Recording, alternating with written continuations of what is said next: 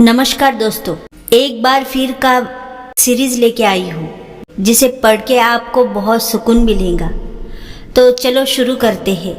वो मेरा पहला प्यार था, शायद आखिरी भी, जिसे मैंने खुद से ज़्यादा चाहती थी। ये कहते हुए प्रिया का स्वर बुझ गया। निभा ने उसका हाथ अपने हाथ में ले लिया, प्यार से उसकी थोड़ी ऊपर उठाते हुए कहा, पगली तू इतनी खूबसूरत है, कामयाब है। पहले की बात अलग थी, अब तू समाज में अपना एक मुकाम बना चुकी है। तेरे लिए तो रिश्तों की लाइन लग जाएंगी। तू हाँ तो कर, मैं दुनिया का सबसे अच्छा जीवन साथी तेरे आगे लाकर खड़ा कर दूंगी। नहीं नहीं दी 32 कंपनी कर चुकी हूँ। अभय के दिए धोखे के बाद अब हिम्मत नहीं होती कि किसी और पर भरोसा कर सकूं। सॉरी दी, मुझे माफ़ कर दीजिए। उसकी खूबसूरत आंखों में एक नमी उभर आई थी। निभा ने उसके हाथ अपने हाथों में पकड़ते हुए कहा, सब लोग एक जैसे नहीं होते।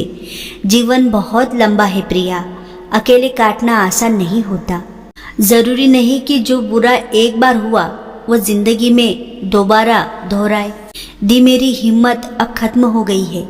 वो सुबह उठी। देखना प्रिया, एक बार तुम्हें फिर से प्यार होगा। प्रिया खामोश होकर निभा को देखती रही। निभा उठ खड़ी हुई। अच्छा, मैं चलती हूँ, तेरे जीजाजी आने वाले होंगे।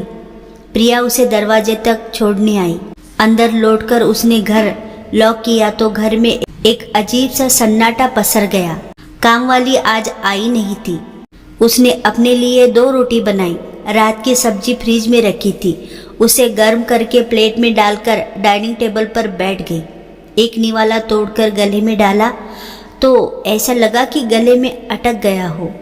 थोड़ी देर तक इधर उधर देखती रही, फिर धीरे से सीने पर हाथ मलते हुए सोचने लगी, माँ तुम इतनी जल्दी क्यों चली गई? देखो तुम्हारी बेटी कितनी अकेली हो गई है। आंखों से आंसू निकलते रहे। वाकई इंसान कितना अकेला हो जाता है जब उसके रिश्ते दूर निकल जाते हैं। निभा उसकी बड़ी दी है, उससे 5 साल बड़ी। वो 2 ही बहनें हैं। पिता की मृत्यु जब प्रिया 7 साल की थी और माँ की मौत 8 साल पहले हुई। माँ अपने अफसर बेटी के सुख को ज़्यादा जी नहीं पाई। माँ ने घर के खर्च को बहुत मुश्किल से चलाया था। निभा और दी बेहद खूबसूरत और बहुत शालीन स्वभाव की थी, तो उनका रिश्ता अच्छे घर में हो गया था। वो भी खूबसूरत थी, जॉब के लिए तैयारी कर रही थी। तभी उसकी जिंदगी में अभय आया, जिसकी मीठी बातें उसके दिल में जगह बना गई। अभय का हर कदम पर उसका साथ देना, उसकी परवाह करना उसे अलग ही दुनिया की सैर कराने लगा। ऐसा नहीं था कि वो बेवकूफ़ थी, पर मोहब्बत में बहकर बेवकूफ़ बनने लगी थी। अभय का इंटेंशन उसे तब समझ आया जब वो अकेले उसके साथ घूमने गई। अभय ने जिस तरीके से उसे छुआ था, वो समझ गई थी कि उसके इरादे क्या है। बहाना बनाकर उसने किसी तरह खुद को बचा लिया था। एक दिन जब उसने फिर उसके करीब आने की कोशिश की थी तो उसे साफ लफ्ज़ों में कह दिया था कि शादी से पहले मेरी जैसी लड़की से कोई भी उम्मीद मत करना। वो झंझला उठा था और तेजी से वहाँ से निकल गया था। फिर एक दिन वो हुआ जो उसने सपने में भी नहीं सोचा था। उसने उसे किसी को फ़ोन पर कहते हुए सुन लिया था कि बड़ी मुश्किल से चिड़िया को जाल में फांसा है, इतनी आसानी से तो जाने नहीं दूंगा।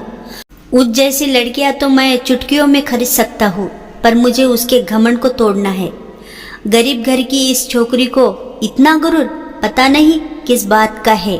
अपने को छूने भी नहीं देती और कुछ क्या खाक करने देंगी? क्या अब उसे बिस्तर पर लाने के लिए गले में शादी का फंदा पहन लूं? इसके लिए दूसरा प्लान बनाना पड़ेगा। वो उसके पीछे कब आकर खड़ी हुई उसे पता भी नहीं चला। जब वो पीछे मुड़ा तो उसे देखकर दंग रह गया। उसने बात बदलने की कोशिश की, पर तब तक बात खत्म हो चुकी थी। फिर प्रिया ने अपनी माँ को साथ लेकर यह शहर छोड़ दिया।